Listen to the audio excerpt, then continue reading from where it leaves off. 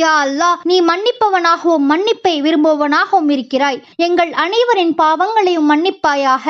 யா அல்லாஹ், நாங்கள் தெரிந்தும் தெரியாமலும் அறிந்தும் அறியாமலும் செய்த பாவங்களை மன்னிப்பாயாக. யா அல்லாஹ், வறுமை, ஏழ்மை, இழிவு ஆகியவற்றை விட்டு எங்களை பாதுகாப்பாயாக.